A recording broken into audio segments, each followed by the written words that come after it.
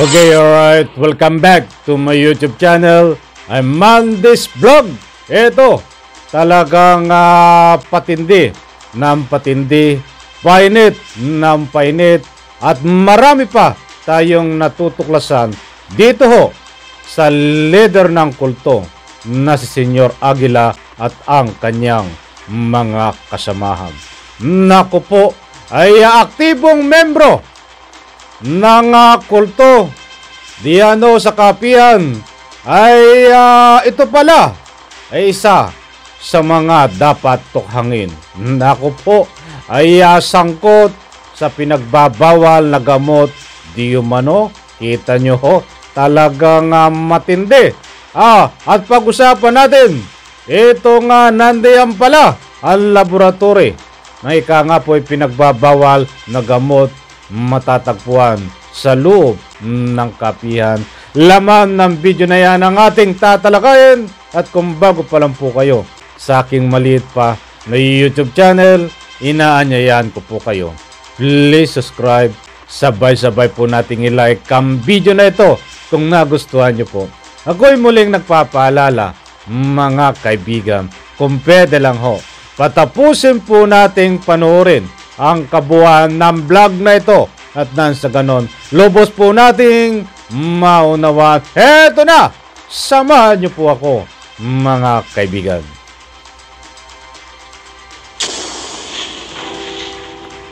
Pero alam ko, matagal na ho kayong lumisan. Sabi niyo nga, 1991. Kasi meron ding aligasyon ng drug laboratory.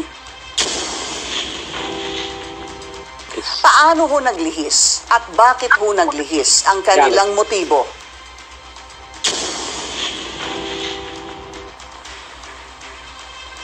Naglihis po sa kasagsagan ng drug war ni former President Rodrigo Roa Duterte. Kasi isa sa mga aktibong member ng 5,000 strong na Socorro Bayanihan Services Incorporated, isa sa kanilang membro, isa sa mga letasi pinakamayaman dito sa amin, allegedly, a business partner siya nung former MCTC judge na na-assign sa Siargao, who was included in the narco list being released by President Duterte. Pakiulit ho, Sir Ed, ulitin po natin yun. Ulitin po natin yun. Yung sinasabing financier, tama ho ba? Yes. Opo, ay partner. Ay partner siya nung MCTC judge na napasama sa narco list ni President Duterte. Allegedly. And then, so? Feeling the heat of the drug war, he managed to make some strategies, whatever yung ginawa niya, na convert yung 5,000 strong members of the Bayanihan Services Incorporated into a cult. Yun ang sinabi ko na naglihis kasi purposely para magiging human shield niya. At saka nangyari talaga. Para protektahan siya kung sakasakali. Yun po ang inyong sinasabi. Sino ho ito? Yes. So, ipagpatuloy ko ba? Opo, sino ho ito? Ano? Ano ho ang kanyang pangalan? Pardon? Nabanggit ni Kuan. Ibanggit ko na rin andun sa nabanggit sa privilege speech, yung si Karen G.T. Sanico, lalaki siya, Mr. Karen G.T. Sanico, nabanggit dun sa privilege speech na siyang nag-groom nitong si Jeren Skilario, then 17 years old, na kanyang iyang si Jeren ay mahilig kasi sa acting yan nung estudyante pang high school. Pwede niya pabaguhin yung kanyang tinig, bata, matanda, at saka isa siyang spoiled brat. Sinaway ng kanyang parent na wag muna mag-nubyo, naglayas, nagkaroon ng hallucination tendencies, at yun, nakahanap si Karen ng pagkakataon, ibinaha yung bata na yan, nag-hire ng all-around nanny, nag-hire ng albularyo, and then, ang kinalabasan, ina-assume na yung bata, kasi yung reincarnation ng Santo Niño. Yun ang nangyari sa 2017. At saka dahil si Karen, hindi naman siya masyadong magandang magsalita, walang bibilib sa kanya, kahit siya yung unang nagbunyag na Senyor Santo Niño nga, yang si Aguila, kinuha niya yung dati naming mayor dito, three-term mayor, three-term board member, dating superintendent ng DepEd, na admittedly siya yung pinaka-matalino dito sa amin, siya yung pinaka-orator, the best orator in our island town, na nakuha ni Karen, na-convince na naman nagiging promoter din ni Darren. So, yun, maraming naniwala kasi yung sandali Roberto po. Galanida, siya Sir yung Ed, susulat ng ito pong script. sinasabi ninyo Yeah. na parang kinoach, hindi ho ba? Yun ang ginamit na salita eh. At magsalita, tulad nung sinasabi ninyong lalaking ito, papangalanan ko po dahil ito yung lumalabas na pangalan doon sa privileged speech ni Senator Risa Ontiveros. Ito ho ba Yes. si Socorro Bayanihan Services Inc. Vice President Mamerto Galanida? Tama ho ba? Siya yun. Siya yung nag-coach siya. Siya ang So, nag-coach. susulat siya ng script, ipamemorize ng bata, at saka prior to the assembly ng kanilang grupo, so during the meeting kinabukasan, siyempre, na-memorize na ng bata. So yung i-announce niya, yung lahat ng mga pangyayari na hindi pa siya he was not yet born, na nakuha na, kanyang na-mention doon sa mga meeting. So doon, bilib yung mga tao. Pero yung ang sumulat ng mensahe. Si Mr. Ganon ang Galanida. nagiging modus nila. Si Mr. Galanida, na dating 3-time, hindi ho ba, mayor ng Socorro. Yes. Yes. Ano, but let's clarify something, Sir Ed. Ang dami ho na kasing pangalan na lumalabas, ano po. Si Karen, sabi niyo po, ay lalaki. Okay. Kaya Yes, po nag-iba itong motibo, objective nitong SBSI ay dahil nga sa pagprotekta. Supposed to be yung sinasabi ninyo dahil sa illegal drugs, ano po. Okay, alright. Eto, dito na naman tayo mga kaibigan. At mainit. Mainit, patindi ng patindi. Ang pagtuklaso dito sa kapihan kung anong mayroon pa na illegal na gawain. At siyempre, pagtuklas sa mga natatago na pagkatao ni Senyor Aguila at nitong si Mamerto Galanida. At siyempre kasama na lumulutang na matunog na sumisikat ang pangalan. Ngayon na itong pangalan na Karen. Naku po, marami ang ating tatalakayan dito mga kaibigan. At kung hindi tayo kukulangin sa oras, ay bibigyan po natin ng pagkakataon na matalakay one by one. At kung kukulangin po tayo sa oras, ay saka po tayo bibigyan ng part sa ibang part po ng pagtalakay itong ating tatalakayin. Okay, dire-diretso po na tayo mga kaibigan natin ito. At usapin na kulto na naman ang ating tatalakayin at pagtuunan natin ng pansin itong si Karen. Siguro magtataka kayo na ika nga po pag sinabing Karen na pangalan ay babae. Naibahay itong Karen na ito. Itong Karen na membro ng kulto ay lalaki ho ito. Kung mapapansin po natin diyan sa Senate hearing, ito ay kasama din sa Senate hearing na napanood ko nga sa video, but hindi po siya hindi siya nadiin dito eh. Ang nadinig ko lang sa bunganga luwabas na sa salaysay sa sinabi ni Senador Bato ay Karen pala ay lalaki. Yun! Si Karen pala ay lalaki. Yun lang ho ang ika nga po binitawan na salita ni Senator Bato tungkol sa pagkatao po nitong si Karen. At datapuwat sa puntong iyan ay nasabi ko no any allegation na ika nga po natalakay diyan no sa Senate hearing. But dito sa ating pagtatalakay ho, ay bibigyan po natin ng diin kung ano nga ba ang tunay na katauhan nitong si Karen. Talagang ikaw pala yung Karen. Hinahanap ka na Duterte hanggang diyan sa kapihan. Matindi. Kung hindi po tayo magsusuri mga kaibigan, hindi po tayo nag-aalam-alaman dito. Ako po ay walang alam, aaminin ko.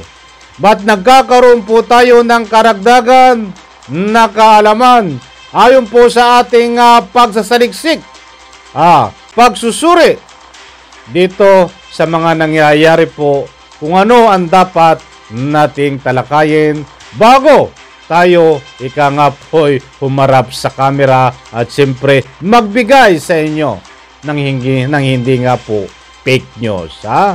Datapuat sa puntong ito ay magbabase tayo sa video na yan. Maliwanag ko na si Karen ay lalaki, mga kaibigan. Ay, bago tayo magpatuloy sa ating mainit na pinaka-highlight dito sa Karen na ito, shout out at maraming salamat CNN, Ma'am Pinky Web. Maraming salamat po at ipahintulot sa paggamit ng inyong video clips. Suportahan po din natin yan, ang mga magandang programa ng CNN kay Ma'am Pinky Web. Maraming salamat po. Eto, ituloy natin itong Karen na ito. Ikaw pala ang tinutukoy, nakasangkot diyan, na ika nga po'y aktibo na nagtatago diyan sa kapihan. Na ikaw pala di umano noong kasagsagan na ika nga po'y pinapatukhang, pinapahabol ni Duterte itong mga membro ng mga ika nga po'y pinagbabawal na gamot. Ay, isa ka pala na ika nga po'y kasama doon. That's why nagtatago ka diyan sa kapihan, Karen. Karen, nasaan ka ngayon? Hanggang ngayon nagtatago ka diyan sa kapihan. Walang baho na hindi sisingaw ho. Walang lib na hindi nabibisto. That's why ngayon nabibisto ka. Karen, bakit diyan ka nagtatago? Matinding panluloko ito. Doble biktima ho. Naniniwala ho ang mga maliliit, kapwa ko mahihirap din. Na sila ang layunin ho ay bayanihan sa ang layunin po ng kulto na yan. At siyempre naniwala po sila sa doktrina. Kulto nga eh. Pag sinabing kulto, wala pong magandang layunin yan. Bagkos masisira po ang iyong pag-iisip. Katulad nga po na nangyayari sa mga membro nito. Bakit kakaiba ang layunin nito? Itong si Karen kasama ho itong si Mamerto Galaneda. Ang tandang-tanda na nito, si Mamerto Galaneda ay matanda na walang tinandaan. At isa pa, ang kanyang talino ay hindi ginamit. Sayang ang talino nito. Hindi ho ginamit sa kagandahan. Kaya ito ho ay kasama rin sa mga tao na nasubrahan ng talino.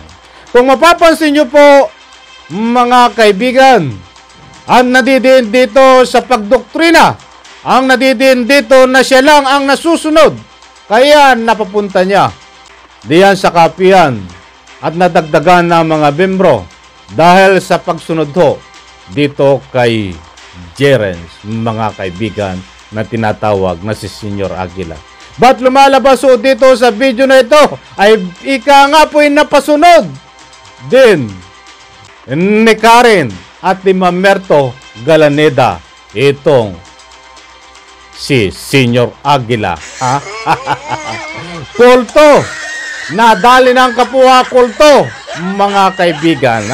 Hindi ko nahabaan yun at baka humaba tayo. Talagang ang gusto kong ipunto dito, ang gusto kong ipahiwatig ay maliwanag po diyan na mayroon ho na nagaganap na ika nga po di umano ay ang tinatawag na bawal lagamot. Hindi ako ang may sabi. May aligasyon no. At sabihin natin kahit mayroon, hanggang hindi pa po na ito papatunayan, ay tatawagin po natin alleged na ika nga po laboratory na pinagbabawal na gamot diyan noon, mga kaibigan, sa ika nga po'y kapihan. At maliwanag nga po itong Karen na ito, ang layunin ho, hindi po ito nadoktrinahan na ika nga po pagiging kulto ni Senyor Aguila. Ito po ay ibang layunin. Ang layunin ho nito ay gawing human shield. At saka ni Galaneda. Dahil magkasangkot itong dalawang ito gawing ika nga po taguan. Dahil siya ho ay nahanap noong panahon ni Duterte na tinatawag pong tukhang. Pag sinabing tukhang, pag nadali ka, ay ibig sabihin o ay membro ka na ika nga po ay illegal o nagbibenta ka, gumagawa anuman transaksyon sa illegal na pinagbabawal na gamot at mayroon o itong kasangkot na ika nga po ay nandiyan sa labas na kapihan, hindi po membro at nasa baba po yan mga kaibigan na matataas na tao. Kaunting kaalaman ho, wala po itong question sa kayamanan ng tao. Tayo po ay nga po ay masaya at dapat nating iudulo kung yumayaman ang tao. Ayon po sa nakuha nating kumpirmasyon, dito si kay Karen ay isang napakayaman tao diyan sa Socorro. Batang tanong, ayon po sa nakuha nating mga impormasyon, wala itong ibang pinagkukunan na ibang negosyo, walang ibang ika nga po kung saan galing ang pera na katulad ng iba. Mayroong ibang negosyo para pagkunan ng maraming pera. That's why ito daw di umano na lumalabas sa mga diyan sa nagsiwalat ay membro ng illegal ng gawain na marami hong kasangkot. That's why nakatunog siya. Yung iba niyang kasamahan ay pinatahimik na Duterte. Dalawa ho ang natulog ng mahimbing. Siya ho ay dapat pangatlo na titirahin subalit nakatunog. Iyan po ang dahilan kung bakit nandiyan sa kapihan ngayon na nagtatago at ika nga po'y nangihiram ng tapang sa mga membro na pinoprotektahan mga kaibigan. Sapagkat hindi nga pwede basta-basta makapasok doon. Basta't maraming dahilan kung bakit nandun siya. On one word, proteksyon ang kailangan niya, ginagamit lang po ang kapihan. Ito ang pumapasok na tinatawag na matagal na pinagdidebatihan ng Senate hearing diyan sa ika nga po'y Senado. Sino itong pinanser na ito? Ito pala ang pinanser kasangkot, itong si Galaneda, mga kaibigan. Ang tanong, hanggang ngayon po mga kaibigan, ay wala pong napapatunayan kung may drug, kung mayroong ika nga po laboratory diyan ho sa kapihan. Alam nyo, ang daming pumunta diyan. Siyempre, mga media ay huli na ang lahat. Bakit mo ginawa? Napakanta tuloy ako mga kaibigan. Ay talaga na namang bakit napakanta ko ng huli na ang lahat. Bakit mo ginawa? Ako hindi nag-aalam-alaman. Hindi po tayo nag-aalam-alaman. Katulad doon ang binitawan nitong si Senator Bato na nagpunta diyan. Nagpa-interview siya na sabi niya wala daw siyang ika nga'y nakikita na ika nga po'y illegal na gawaan, na ika nga po'y laboratory na pinagbabawal na gamot. Diyos ko po, Rode Santissima, malabirin! Hindi po ako nag-aalam-alaman. Inuulit ko, isang general ka, isang PNP chief dati, ngayon ay isang senador. Bakit ka magkukonclude? Yan ba ang isang paraan ng pag-iimbestiga para ma-determine ng accuracy ng tama, para mapatunayan, in one word, na talagang walang laboratory diyan sa ika nga po'y kapihan. Ayon po dito kay Senador Rodal Bato, mga kaibigan. Unang-una, itong laboratory na ito ay matagal lang issue at kumalat sa social media. Ngayon lang po kayo mag-i-inspection diyan ng ganyan. Sapat na ba yan? Ay napakatatalino itong mga ito na ikangahiya isang membro ng sindikato rin. Lalong-lalo na itong si Karen. Lalong-lalo na itong Senyor Aguila. lalong-lalo na itong si Galaneda. Mga napakatatalino po yung mga yan na ginagamit sa kalukuhan, mga sobrang talino. Datapot, kung mayroon pong laboratory diyan na pinagbabawal ng gamot, ay lahat ng ebidensya ay naitapo na po yan nang sila ay makatulog. Dahil kumalat ho ito sa social media noon pa. Nung hindi pa nagkakaroon ng sinitiring, ay kalat na rin po, mga kaibigan, na mayroon diyan na laboratory. That's why, gagawa po sila ng paraan na ika nga po ay maalis sa mga ebidensya. Approximately, kung hindi ako nagkakamali, 300 hectares ang kapihan. Bakit hindi napakadali po gumawa ng paraan para itago o itapong kung saan man, kung mayroon man laboratory na noon diyan ho sa kapihan, mga kaibigan. Ang gusto kong ipahiwatig dito, katulad nga po ng nasabi ko, hindi ako nag-aalam-alaman. Bakit hindi po tayo gumawa ng tamang paraan na mapatunayan natin sa taong bayan na wala talaga na legal na paraan, na wala talagang laboratory, wag puro hearsay. Ano ang gusto kong ipunto? Mag-apply po tayo ng search warrant. Subalit huli na ang lahat. Bakit ngayon lang gagawin? Hindi po tayo nag-alam-alaman tayo. But kahit huli na ang lahat, applyan po ng search warrant. Galugarin ang buong kapihan dahil napakalawak po na yan. Mayroon po tayo na ika nga po mga eksperto kung paano mag-identify, kung paano ma-determine kung ano ang dapat hanapin. Nandiyan po ang canine dog. Magpatulong po tayo kung paano maghanap. That's why, kung wala man nung nahanap, negative, maliwanag ho, may dokumento. Ibig sabihin, wala talaga. Walang problema, wala. Trabaho yan. Dapat talagang mapatunayan kung wala. Kung mayroon, so mayroon. Walang problema, mayroon. At least, accuracy. Legal na paraan. Hindi puro hearsay na wala. Hindi pa nga ina-apply ng search warrant. Hindi pa nga ginagalugad sa sabihing wala na, mga kaibigan. Ang gusto ko po dito, lalo ang taong bayan, ay ang dami po na nagsasabi na ika nga po yung karapatan nila. Bakit ganun na lang? Ang daming issue na ika nga po yung laboratory, but wala man lang ginawa na legal na paraan para talagang mapatunayan kung wala. Kung wala, walang problema. Kung mayroon, di mayroon. Diba? Sana mga kaibigan, nakuha nyo ang gusto kong ipunto dito. Hindi po tayo. Ika nga po nagmamalam dito. Yung akin ay isang public opinion na alam ko ho, kapag nagising sa katotohanan, at kapag naisip nila ito, ay gagawin po nila ito na ma-applyan ng search warrant. Para legal na maikutan.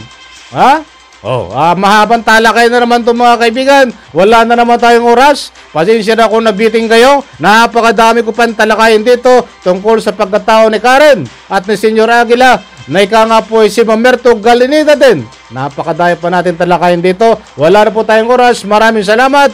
Abangan po ang kahindig-hindig pa na pagbubunyag natin sa katauhan po ni Karen. Ito pala ay talagang kung hindi nakapunta ng kapihan, ay natutulog na ng mahimbing sana nung panahon ni Duterte, mga kaibigan. Maraming salamat po diyan sa comment section. Ay huwag po natin kalimutan magbigay ng public opinion. Binilisan ko na. Maraming salamat. Pagpalain po tayo lahat. Bye-bye. Palakpakan.